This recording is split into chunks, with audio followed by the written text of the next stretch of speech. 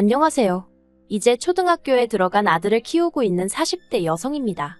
결혼 전에는 말 그대로 일에 미쳐 살다가 남편이란 사람을 만나서 이렇게 가정을 꾸리고 살게 되었네요.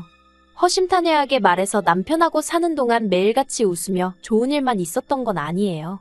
어느 다른 부부들처럼 부부싸움도 했고, 이게 또 연애 때나 신혼 때랑은 다르게 자식을 키우다 보니까 서로 싫은 소리도 하게 되고 날선 표정으로 대하게 되더라고요. 그래도 이혼만큼은 생각한 적이 없습니다. 아무리 다투고 싸우더라도 원초적인 이유는 남편이나 저나 같이 잘 살고 싶어서 그런 거라고 믿었으니까요. 하지만 아무리 제가 마음을 다잡고 생각을 고쳐먹으면 뭐하나요? 남편이나 어머님이나 돈에 있어서는 개념이 없는 건지, 염치가 없는 건지, 정말이지 처음부터 제가 막말로 생난리라도 쳤으면 지금은 좀 달랐을까요? 남편과는 20대의 끝자락에 친구 소개로 만났습니다. 옆구리 시리다는 겨울에 만나서 약 1년간 즐겁게 연애했어요. 그러다 남편이 먼저 프로포즈를 해왔는데 저도 그때는 눈에 뵈는 거 없이 남편이란 사람이 너무 좋아서 그 프로포즈를 받아들였답니다. 당시 남편은 인쇄소를 다니고 있었는데 월급도 200남짓에 솔직히 지금 생각하면 비전이랄 게 없었네요. 하지만 친정부모님이 경제적인 이유로 결혼을 반대하셨을 때 사람이 돈이 전부가 아니라는 헛소리를 짓거리며 결혼을 시켜달라고 졸랐어요. 그리고 그나마 다행이라고 해야 할지 남편이 사람이 성실하긴 했거든요. 오죽하면 인쇄소 사장님까지 나서서 남편만큼 착실하고 믿음직한 사람을 본 적이 없다며 자기가 보장하겠다고 나서주실 정도였으니까요. 그리고 그렇게 우여곡절 끝에 결혼을 허락받고 남편하고 식을 올렸는데 충격적인 사실을 알게 되었습니다. 남편이 시댁에서 해주신 돈이라며 들고 온 4천만 원이 실은 시부모님께 빌린 돈이었다는 걸요. 은행이자보다는 싸게 받겠다 하시면서 빌려주셨답니다. 그리고 그 사실을 알게 된 저는 그러면 진작에 말을 하지 그랬냐고 좀 투덜댔는데 그런 제 반응에 남편이 자존심이라도 상했던 건지 한다는 소리가 앞으로 자기가 벌어서 갚을 거니 자기가 모은 돈이라고 생각하라는 정말이지 말도 안 되는 소리를 하대요. 어이가 없어서 그러면 나랑 사는 동안 먹고 쓰는 돈은 어디서 가져올 거냐니까 그건 또 얼렁뚱땅. 그래도 솔직히 식 올리자마자 이혼한다 소리를 어떻게 하겠어요. 그냥 시댁에서 도움 하나도 안 받고 대출로 시작했다고 생각하자고 그렇게 나름대로 스스로 위로했지요. 친정부모님은 이런 속사정은 모르고 결혼자금으로 1억이나 보태주셨는데 솔직히 결혼 초에는 그게 얼마나 감사한 일인지 잘 몰랐어요. 시댁이야 형편이 우리 집만큼 넉넉지 않아서 그렇지 제 주변 친구들이나 인터넷에서 사람들이 하는 말만 봐도 집을 받았느니 차를 받았느니 해대니까 저도 그냥 제가 평범한 줄 알았습니다. 그런데 시댁에 다달이 150씩 갚아보니까 친정부모님이 얼마나 큰 도움을 주신 건지 점차 뼈저리게 알게 되었네요. 그래도 남편이랑 그럭저럭 사이도 나쁘지 않았고 다른 건 몰라도 남편이 저희 친정아버지한테 싹싹하게 잘하더라고요. 자기 쉬는 날 친정아버지 사무실로 찾아가서 장인어른한테 점심 얻어먹으러 왔다는 너스레도 떨고 또 저희 남편은 운동이라면 질색팔색을 하는데 저희 아버지가 산에 다니시는 걸 무척 좋아하시거든요. 그러니까 그걸 일요일 아침마다 꾸역꾸역 따라가대요. 그러니 솔직히 미운 구석이 많긴 했어도 또 한편으론 고마운 마음도 있었어요. 그러다 재작년 가을쯤인가 남편이 일하던 인쇄소가 문을 닫게 되었습니다. 남편은 평생 일이라곤 인쇄소에서 배운 게 전부였다 보니 어쩔 줄을 몰라 하더라고요. 그리고는 다른 집 가장들처럼 대리라던가 배달이라던가 소위 진입장벽이 낮은 일부터 손떼기 시작했어요. 그런데 솔직히 대리고 배달이고 요새 속된 말로 돈을 날로 버는 일이 있기나 한가요? 인쇄소는 그나마 고정된 거래처도 있고 하니까 그럭저럭 운영이 되었던 건데 그것도 사장이 몸져 누워버리니 직원 보고 주문 넣어주는 거래처는 없더라고요. 그리고 남편은 남편대로 한번 살아보겠다고 이일저일 부딪히다가 한 달 정도 지나니까 뭐랄까 자포자기한 듯한 눈치였달까요. 솔직히 남편 기죽을까봐 제가 터놓고 말은 못했지만 옆에서 지켜보는 제 스트레스도 이만저만이 아니었습니다. 애는 학교에 들어가야 되지. 그러면 돈 들어가는 일은 지금의 곱절에 곱절로 늘어날 게 뻔한데. 그리고 결국 이 상황을 눈치채신 친정아버지가 한 가지 제안을 하셨습니다. 남편더러 당신을 쫓아다니며 일을 한번 배워보겠느냐고요. 저희 친정아버지는 20년 넘게 인테리어 사무실을 운영하고 계십니다. 저도 아버지 사무실에서 도배며 뭐며 자빌부터 배우다가 지금은 주로 사무실에서 손님들 의뢰받고 견적 내고 그런 일을 하고 있어요. 그리고 친정아버지께서는 어차피 제가 물려받을 사무실이니 이참에 사위인 제 남편도 배워두면 나중에 도움이 되지 않겠나 생각하신 것 같더라고요.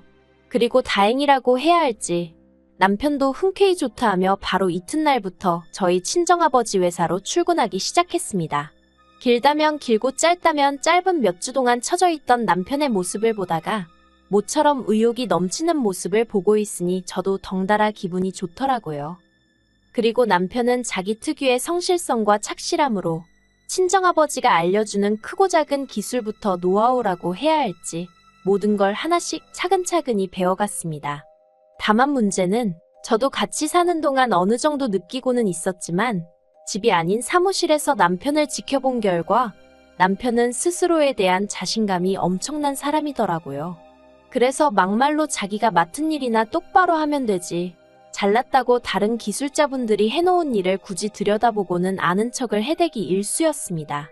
이렇게 하면 비뚤어지지 않냐?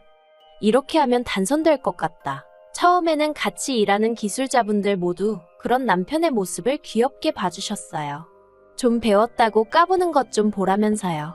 그런데 이게 하루 이틀이 아니라 거의 매일같이 반복되니까 솔직히 잔소리 듣기 좋아하는 사람이 세상 천지에 어디 있겠어요? 하물며 하룻강아지가 법무서운 줄 모른다고 기어오르는 꼴이었으니 결국 기존에 일하시던 기술자분들이 같이 일을 한 해 못하네 소리가 나올 지경이었습니다. 경력이 1, 2년도 아니고 중에는 저희 아버지보다도 오래 하신 분도 계셨으니 한마디로 남편이 미움을 사고도 남을 만한 상황이었지요.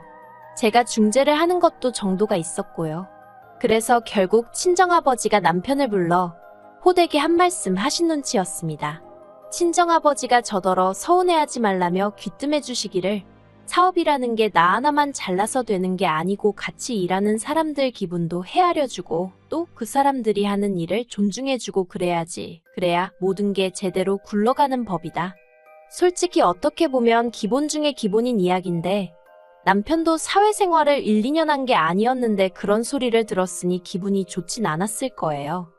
하지만 이런 일이고 어쨌든 자기가 배우는 입장에서 와이프로서 이렇게 말하면 냉정하다 하시겠지만 저리 싫으면 중이 떠나야지 별 수 있나요?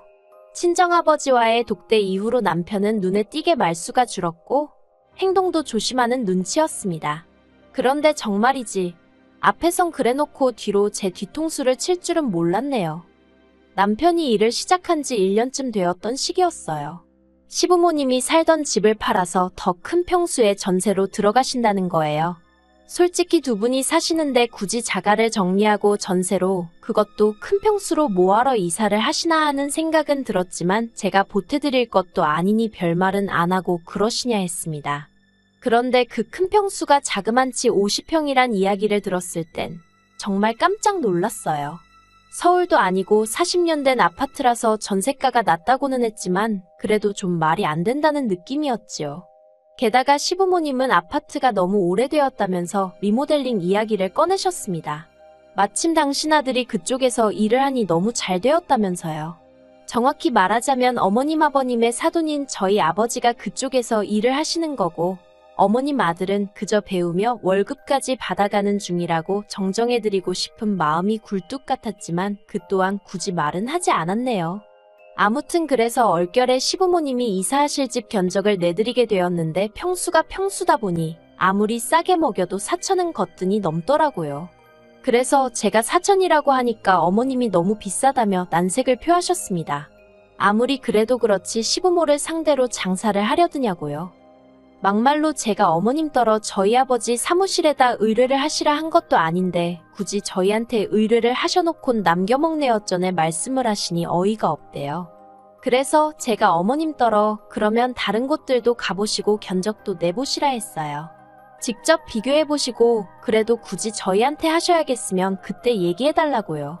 그런데 저희 어머님도 성격이 특이하신 건지 죽어도 다른 데에다 견적은 안 내보시는 겁니다.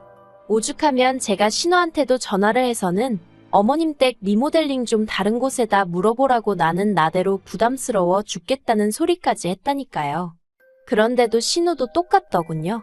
가족이 하는데 어떻게 다른 데다 하겠냐며. 그리고 결론은 깎아달라는 소리였습니다.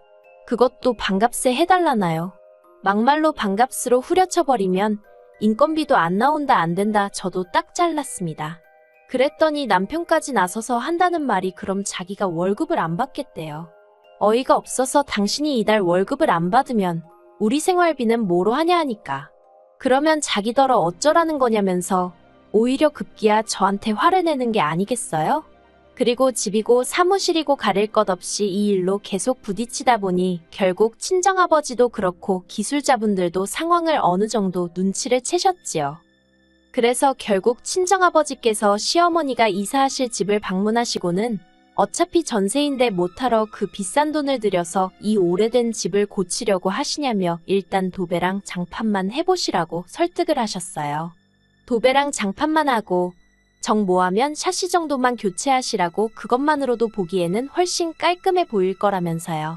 그리고 돈은 정말 들어가는 원가만 딱 받겠다 하셨답니다. 그러자 어머님도 더는 억지를 쓰지 못하신 눈치더라고요. 그런데 황당하게도 남편을 통해서 어머님이 보내오신 돈은 저희 친정아버지가 안내한 금액의 절반밖에 되지 않았습니다. 예를 들어 저희 아버지가 내신 견적이 1,000만 원이었다면 500만 원만 보내오신 거예요. 그리고는 하시는 말씀이 당신 아들을 보내랍니다. 아들이 엄마한테 돈을 받겠냐면서요. 아주 결혼할 때부터 뭐든지 계산만 했다 하면 당신들 입맛대로. 저번에 남편이 자기가 월급을 받네 안 받네 헛소리를 하더니 다 어머님하고 얘기한 바가 있구나 싶어서 어처구니가 없고 동시에 친정아버지 얼굴을 어떻게 보나 싶더라니까요. 그리고 아니나 다를까 친정아버지도 이 이야기를 들으시곤 아주 고개를 절레절레 내저으시더니 그냥 이번엔 그렇게 하고 저더러 다음부턴 시댁하고 이론 한 푼 엮이지 말라 하시대요. 그래서 그 돈 받고 남편 혼자 보냈습니다. 남편은 남편대로 입이 대빨 나왔었는데 왜냐하면 친정아버지가 사돈 양반이 그리 말씀하셨으니 이달 월급은 못 준다 하셨거든요. 그런데 그 일이 있고 얼마 지나지 않아 집안이 발칵 뒤집어졌습니다. 남편이 혼자 가서 일을 아주 개떡으로 해놓고 왔더라고요. 샤시도 엉망으로 설치하고 도배는 다 뜨고 장판은 울고 어찌나 어머님이 화를 내시던지 불이 나게 찾아가서 저도 제 눈으로 보고 왔는데 한마디로 맙소사대요. 어머님은 집안 꼴을 이래놓으면 어떡하냐면서 저희 친정아버지더러 물어내라고 억지를 쓰기 시작하셨습니다. 하지만 그때는 저희 친정아버지도 그동안 참아오신 것도 있고 하여 화가 많이 나신 상황이었어요. 그래서 환불은 무슨 환불이냐. 사부인이 요구한 대로 다 해줬는데 따질 거면 아들한테 직접 말씀하시라 그러셨던 모양이에요. 그러자 이제 어머님은 저희 친정아버지더러 앞길 창창한 당신 아들 데려다가 일도 하나 제대로 안 가르쳤다고 막말을 하시더군요. 폐인될 뻔한 거 사람 구실하게 만들어준 저희 아버지한테 말이에요. 저도 도무지 참을 수가 없어서 어머님더러 무슨 말씀을 그렇게 하시냐고 받아쳤습니다. 친정아버지가 어른들끼리 이야기하는 자리니 저더러 끼지 말라셨지만 말도 안 되는 어머님 억지를 상대하는 건 저 하나면 조카지 친정아버지까지 당하게 할 순 없었거든요. 그리고 결국 이 싸움은 저와 남편의 싸움으로 번졌습니다. 남편은 어머님을 옹호하기에 급급했을 뿐 저희 아버지한테 말이라도 죄송하단 소리 한마디를 안 하더라고요. 그리고는 급기야 이럴 거면 이혼하네만의 소리까지 나왔습니다. 남편은 제가 오래전부터 애 때문에라도 어떻게든 잘 살아보려고 참고 지내는 걸 눈치챘을 테니 제가 이혼하잔 소리는 안 할 거라고 생각했을 거예요. 하지만 이혼하자는 남편의 말에 그러라고 저도 맞불을 놨습니다. 아니 오히려 제가 죽어도 이혼을 하겠다고 했어요. 막말로 번듯한 친정 있고 제가 능력이 없는 것도 아니었는데 애 하나 키우면서 못 살겠나 싶더라고요. 그런데 정말 어이가 없었던 건요. 남편이 저랑 이혼한 이후로도 밖에서는 마치 자기가 저희 아버지랑 일하는 것처럼 자기 스스로를 전문 인테리어 업자라고 소개하고 다녔다는 사실이에요. 저희 아버지 회사 이름을 팔면서 말이에요. 이혼까지 한마당에 그 꼴을 두고 볼 수는 없었습니다. 막말로 일이나 잘했으면 모르지만 일도 개판을 쳐놓은 건지 아무 상관도 없는 저희 아버지 사무실까지 쫓아오는 사람들도 여럿이었거든요. 그래서 남편을 명예훼손 및 개인정보 도용 그리고 그 밖에 여러 가지 이유로 고소했습니다. 지금 진행 중이에요. 애를 보고 있으면 엄마니까 당연히 미안해요. 가끔은 내가 중간에서 뭔가 놓친 게 있던 건 아닐까 하는 후회 아닌 후회도 되고요. 하지만 어쩌겠어요. 참고 살았다면 결국 제가 제 스트레스를 견디지 못하고 어떻게 되어버렸을지도 모르겠다 싶은걸요.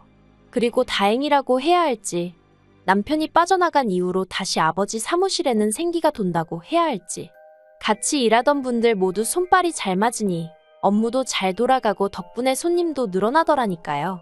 인생은 새옹지마라더니 막상 이혼하기로 한 이후로 솔직히 어디다 말은 못했지만 이런저런 걱정이 많았는데 이렇게 하루하루 잘 지내는 제 자신을 보면 놀랍기도 합니다. 앞으로 남편과 남은 문제 하루빨리 해결하고 지금보다 더 잘 지낼 수 있으면 좋겠다는 바람뿐이에요.